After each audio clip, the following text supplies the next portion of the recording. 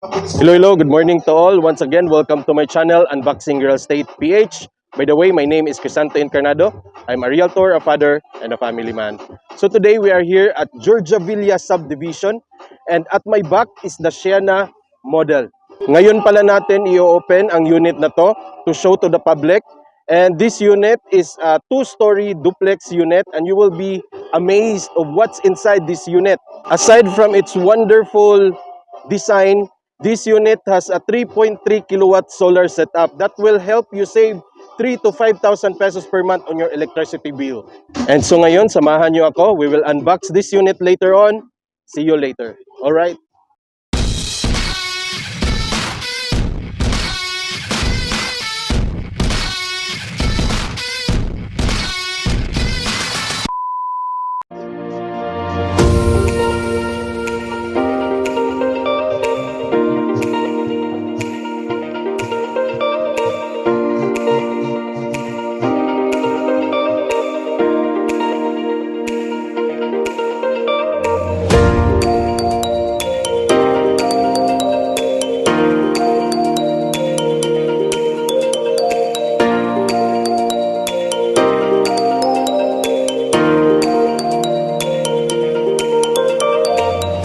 This one has a 3.3 kilowatt solar setup.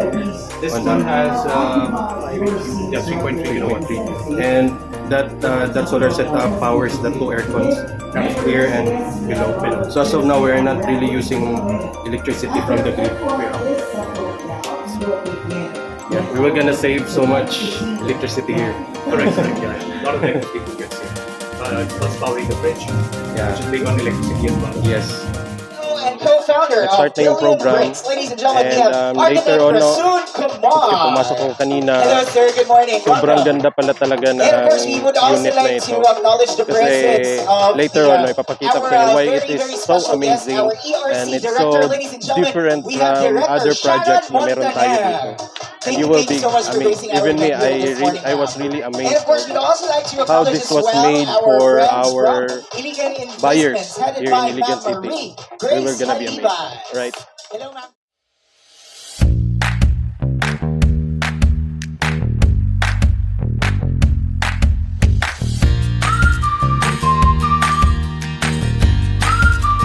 So at this moment, papasukin na natin to kasi it's already time to go inside after the VIPs. So I have learned so much about this unit. Akala ko alam ko na lahat kung anong meron dito. But ngayon ko lang nalaman na ganito pala yung mga setup nila sa inside, sa loob natin. So ayan no, let's get inside. Alright, so first of all, yung amazing ng unit na to is yung parking area. This is the inner unit pala. As you can see, the parking area can park an SUV, no? And ang isa sa pinaka-amazing dito, meron siyang outlet for your electric cars. So kung gusto mo mag-charge ng sasakyan mo, if your car is an electric car, meron siya dito sa gilid ng wall na to. Alright, so puntahan natin this wall. Ayan, so hindi lang siya natapos, but this one, ito yung magiging saksakan mo ng electric car. No, if you have an electric car, pwede mo siya isaksak dito. No, it's ready for use, right? So while nakapark yung sasakyan mo dito, nagcha-charge din siya, kasi may outlet na siya sa labas. And itong outlet na to, hindi siya connected sa grid or sa electric na utility natin. It is directly connected to the solar panels. So while charging your electric cars, it is also using the electricity from our solar panels. So as you can see, look at the door. Hindi siya typical door ng mga subdivision. Alright, so malaki, may bar na malaki dyan. And look how spacious it is when we go inside. Meron siyang aesthetics na ganito. So ito yung deliverable units nila. And as you can see, ang corner, wala siyang corner parts. Ayan, as you can see here, hindi siya corner. Kasi according to the Billion Bricks architect, sadyang ginawa nila ito, hindi corner. Kasi prone sa accident kasi yung mga corners. Diba? So for example, may anak ka, takbo ng takbo tapos nabangga. So kung walang corner, so hindi siya ganun ka prone sa accident, right?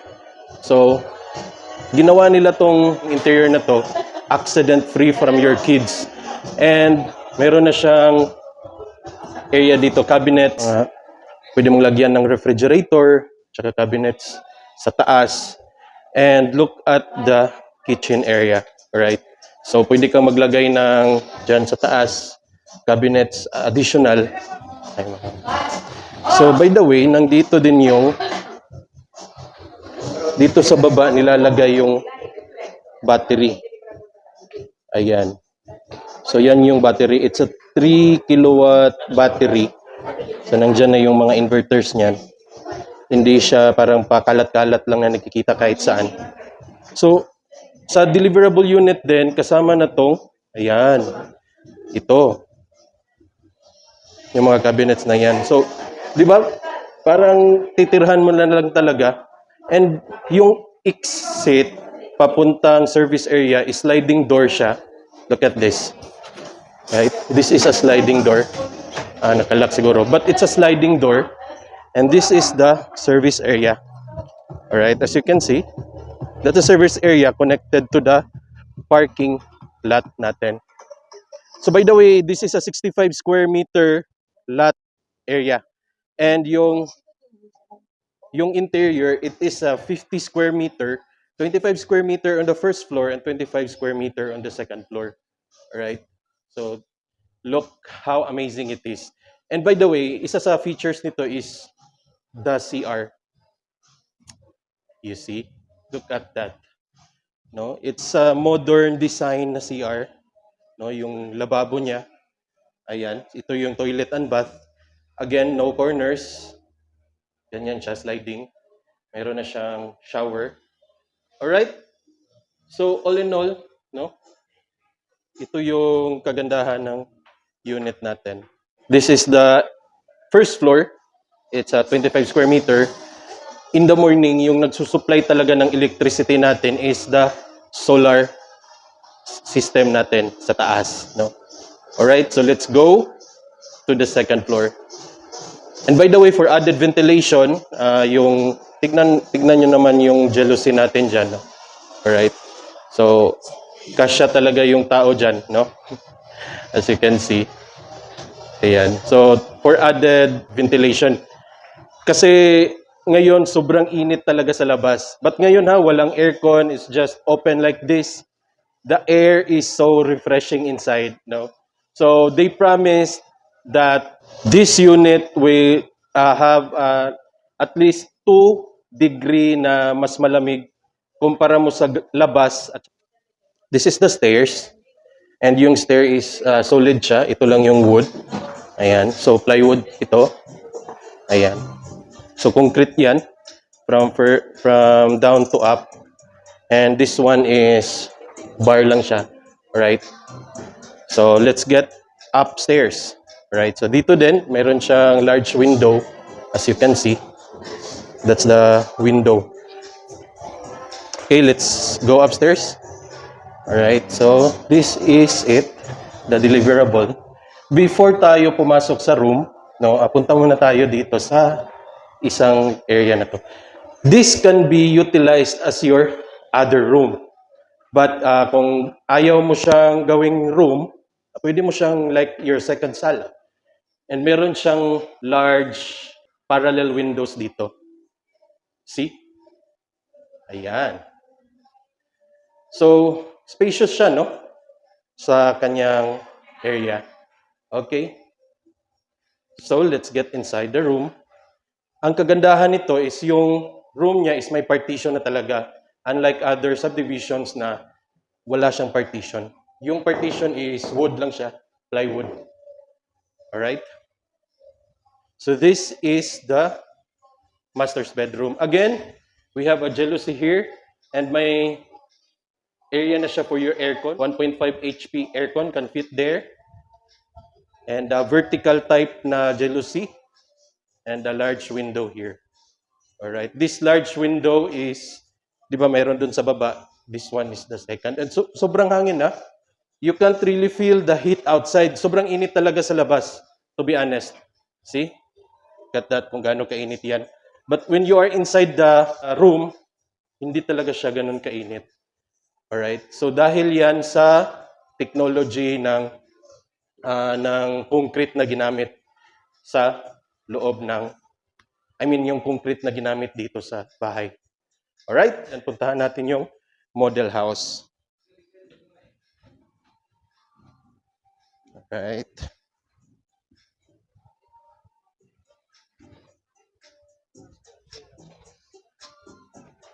So, ito naman yung model house. So, medyo busy pa yung model house. Mamaya na lang. Okay. Alright. So, kain muna kami. Alright, so pasukin natin yung model house. Alright, this is the model house. And, pakita ko lang una, at first, ito yung, ayan. So, dito mo i-charge yung electric car mo. Or you can use it for any other purpose. So, again, ito yung sa gilid. This is a corner lot pala. So, mas malaki yung lot nito. And, ayan. So, nandyan, sa taas, no, yung 3 kilowatt solar setup natin. Alright, so excited na ba kayo? Pasukin natin yung interior unit. So, as you can see, di ba, modern yung design ng door niya. Hindi basta-bastang door lang, tapos na may doorknob. Meron siyang parallel na bar dyan. It's also a quite tall na na door. Right? So as we open it, yan, this is what we can see inside. So this is it. So this is the model house of the unit. And as you can see, sa first floor meron siyang 2 horsepower na aircon. Ang nagpapaandar niyan ngayon is yung solar system natin. And again, look at the partition of the CR. Alright, so ito yung sinasabi ko na accident-free corner siya kasi hindi siya yung patalim na corner, no? As you can see. We know kids are always playing around, running around. So safer sila kasi ganito yung design natin. Right? So, anyan, pwede mong ganito din yung gawin mo sa interior mo, yung sala. Right? So the door, it has a parallel jalousie. Alright? And again, yung door natin going to the service area is a sliding door. Alright?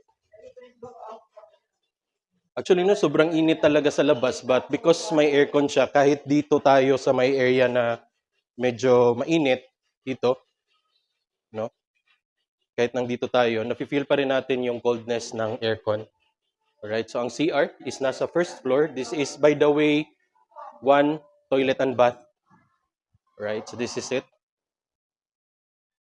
Yan, so modern design na yung CR niya. And it's also spacious, right? Yung CR. So, dito, yung partition is may partition na siya for refrigerator, right? Ayan, tapos, ayan, pwede mo siyang i-close dito if you want. And ito na yung kitchen niya. As you can see, the kitchen is really full, no? Sobrang taas ng kitchen niya. Ayan. So, sa taas dyan, pwede mong gawing cabinets dyan, if you like. But, during sa turnover, meron ng ganito. And yung cabinets din sa baba, ayan. So, full talaga siya na cabinet. Hindi siya yung parang dito lang na side yung may cabinet, but lahat talaga. Ayan. So, pag i-open natin yan, ito yung 3 kilowatt na battery setup nila. Nandito na din yung mga inverters at saka controllers sa solar natin. Alright. Ayan. So, ayan, no? When you close it, see? Ayan, dahan-dahan siya nagko-close. Yan yung kagandahan ng mga cabinets natin. Alright. So, dito, meron siyang maliit na cabinet dyan sa taas. Right. So, pero hindi na to kasama, no? Sa turnover unit. This is just a design for the interior ng model house. Welcome to the model house's second floor, where thoughtful design meets modern living. While the second floor is modest in size, we've ensured it feels anything but small. The spacious master bedroom is a true retreat, offering ample room for relaxation without compromising luxury or comfort. What sets this unit apart is its intelligent use of space. The other partition on this floor has been transformed into a versatile second living area perfect for unwinding, entertaining, or creating a cozy family nook. What truly elevates this home is its commitment to sustainable living. All appliances, including the 1.5 HP and 2 HP air conditioning unit, refrigerator, and lights, are powered by our 3.3 kilowatt solar setup. As long as the sun is shining, you'll enjoy the incredible benefit of free electricity. It's a home where modernity, luxury, and sustainability coexist seamlessly, proving that you don't need to compromise on style or comfort to live responsibly. Step inside and experience how we've designed this unit to reflect the best of modern living.